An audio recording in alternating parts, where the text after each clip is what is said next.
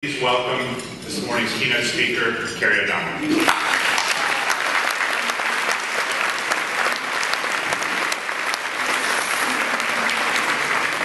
We're going to talk about the Palm Beach brands, and with 400 plus very informed stakeholders here in the room this morning, it's really the Palm Beach brands, plural, and you will have no problem recognizing the distinction between the community brand and the destination brand. There are really two clear brands here. Destination brands are defined by a list of current characteristics about a town. What are the hotels here? Who lives here? Where's the great shopping? What is there to do? Where are the great restaurants? All that really is focused on tourism marketing. The key message points are then expressed externally across a whole brand stream of platforms. The external message going out to the world. I'm not talking about internally here. The idea is to lay down a coherent, consistent public impression across the full brand stream. When you look at the profile of a successful brand, the Palm Beach destination brand truly hits every mark, checks off every mark. Promises something, delivers, unique within the market area, relevant to an audience large enough to use and keep using it, popular, remain in demand, and consumers must be aware of the brand and believe it has value. Community brand. Okay, now here's the distinction. A community brand is based upon the opinions and sentiments of residents and stakeholders, not visitors. It's truly residents and how they feel about their own city and town, its history, heritage, and how they feel about its future. It's about their views on what the town has to offer to residents, visitors, investors. In an ideal scenario, the local beliefs would then become adopted by visitors and kind of leach into the destination brand, making it all the more authentic. This is Portland, Oregon. Their brand really springs exclusively from residents who are very proud of Portland's status as the most sustainable community in the United States.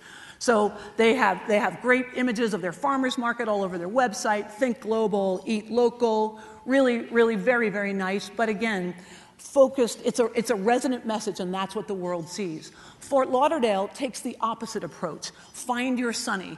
Very, very visitor-focused, yet at the same time, Find Your Sunny is relevant to residents as well, of course. But still, they are looking externally to bring as many people in as they can. Delray Beach does a beautiful job in representing both community and the destination on their website. Really beautiful job. Here's Palm Beach's website, but don't judge it here because it's going to go through a massive retooling. It's governmental, very governmental and rather generic looking here, but like all of you know, Palm Beach is really the best of everything, and so the new website will truly reflect for both residents and visitors that gold standard that really is Palm Beach. Social media truly has just permanently changed the game. There is no going backwards. It changed the game on how brands are viewed, but how we communicate with one another. Brands, though, because of social media, have less control than they ever did before about their own brand. There are many more ways to reach niche audiences because of social media, but you have less control because the conversation is all around you. Before, it used to be the brand talks to the media talks to the widest audiences. That's the old way. Here's the new way. Look at the full engagement. The brand is overlapped with the audiences. Audiences like a page and engage with the brand. They post content on a brand's page. The media is part of the whole loop, so truly that intersecting point is what I want to drive home here this morning. The way that Palm Beach looks and feels online is really, really very important, and it's not just for visitors. It's really for residents as well. You really need to achieve consistency across the brand stream, and everything that you develop needs to look like it springs from the same well. So let's go back to the brand. Are brands supposed to motivate residents, or are they supposed to attract visitors and investors? The answer to that is that great destinations do both. Building and sustaining pride of place among residents and stakeholders, I can't overstate that. That is so important here. And then, of course, projecting an authentic, appealing external message. It generates investment, spending, builds the economy, creates jobs, etc. Good Good place brands really contribute in a significant way to economic development. They bring money into the economy that's spent in local businesses that pay their rent, that improve their location, that create jobs, that just feeds into the whole cycle. And before anybody starts to throw what's left of your breakfast at me, I know perfectly well that in Palm Beach you do not want more building, you do not want more traffic, you do not want busloads of visitors to turn Palm Beach in the winter into Jackson Hole in the summer. And if you ask a resident of Jackson Hole what's it like in the height of the summer, they would tell you that they live in an anthill. So it's really, it kind of has, the amount of visitors has kind of ruined the experience. So Sun Valley took a look at what happened to Jackson Hole and did not want that to happen to themselves. And there's a lot of correlation between the Sun Valley brand and the Palm Beach brand. We haven't started to sell lift tickets yet, but Sun Valley's social heritage is a defining part of their brand. Their natural beauty is the bedrock of the appeal there. So there are quite a lot of correlations between us. So Sun Valley wanted more visitors, but the right kind of visitors, so that the Sun Valley experience was not impinged or compromised. So, any of that sound familiar? So here's what I have to say. I have to tip my hat, chapeau as the French say, to the marketing team who came up with this. Sun Valley either just launched or is about to launch a marketing campaign that features a $500,000 package of absolutely exquisite videos that expresses and shares the Sun Valley experience. It's absolutely beautiful. But at the end of every one, there's an interactive component that asks the viewer, hey, did you like this video? And it gives you a multiple choice response. So if you checked off the first one that says, I love it, can't wait to get there, excuse me, you are routed through into a response track that then Sun Valley marketing people start to engage with you in a normal way. But if you checked number 2 that said, woohoo, love that powder, but where's all the action? Where are the nightclubs? You're actually routed into a response track that suggests that you ought to explore Vail and Aspen because you're going to like it more. I mean, can you believe that? But, you know, they want people that will fit into the Sun Valley experience and feed into the Sun Valley experience. I mean, I think it's brilliant. You know, if there's one thing that really unites people that have been here a long time with new arrivals to the town, it is the pride and prestige of being associated with Palm Beach, which is one of the most beautiful towns in the world by anyone's measure.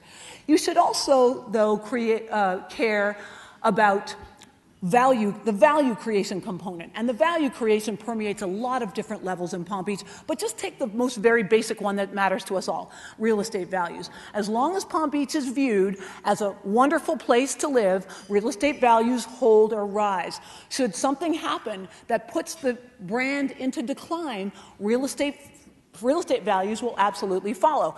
Great brands like Palm Beach have an inherent ability to spin off brand extensions of themselves. And while the town of Palm Beach doesn't do it itself, there are a number of private entities that do, starting again with Lily Pulitzer 50 or 60 years ago, whenever she started her company.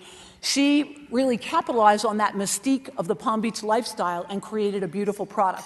Island Trading Company, Stubbs & Wooten, they all trade on the Palm Beach brand, and it's a good thing. It's good for the vitality of the brand, it's good for the longevity, it's really good.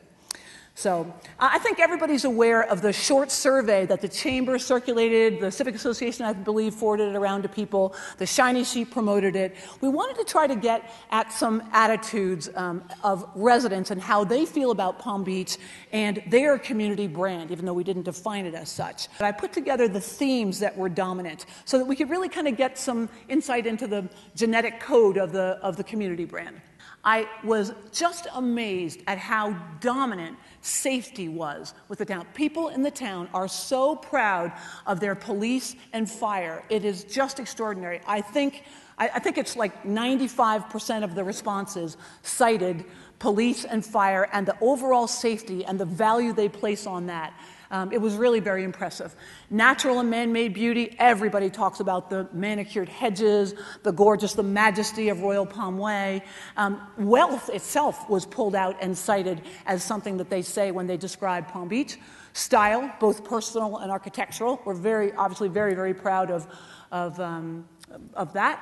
History and heritage, always right up there. And actually, the exclusivity component, people are very proud of and feel it's an important thing to cite when they're talking about Palm Beach. So it speaks volumes. Palm Beach is very, very proud of itself. The Palm Beach brands, both the community and the destination brand, are strong, valuable assets that really matter to residents, matter to visitors, matter to neighboring communities, investors and visitors. Brands are breathing, living, evolving things. They need to be fed and watered. They need to stay healthy and out there doing their job.